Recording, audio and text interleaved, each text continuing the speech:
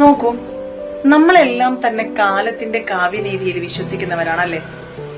നിരപരാധികളായിരുന്നിട്ടും പ്രതികരിക്കാനും പ്രതിരോധിക്കാനും ആവാതെ ആത്മാഭിമാനം മുറിപ്പെട്ട് ഹൃദയം തകർന്ന് അപമാനിക്കപ്പെട്ട് പരിഹസിക്കപ്പെട്ട് അവഗണിക്കപ്പെട്ട് നിന്നുപോയ ഒട്ടേറെ സാഹചര്യങ്ങൾ നമ്മുടെ ജീവിതത്തിൽ ഉണ്ടായിട്ടുണ്ടാവും.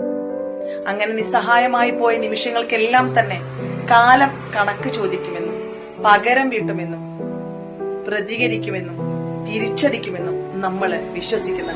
അവഗണിച്ചവരുടെയും അപമാനിച്ചവരുടെയും പതനമോ അവർക്ക് ലഭിക്കുന്ന തിരിച്ചടികളോ ആവരുത് നമ്മൾ ആഗ്രഹിക്കുന്ന നീതി.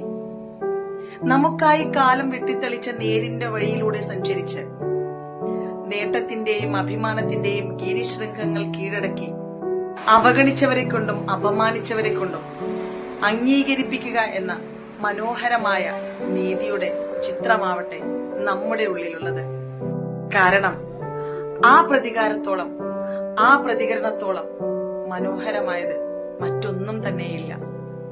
നമ്മളില് പ്രതികാരത്തിന്റെ ആവശ്യമൊന്നുമില്ല. ചെറുചിരിയോടുകൂടിയ ഒരു പ്രതികരണം മാത്രം മതി. നമ്മളെ നമ്മളാക്കുന്നതും മനുഷ്യനാക്കുന്നതും അത്തരത്തിലുള്ള പ്രതികരണങ്ങളാണ്.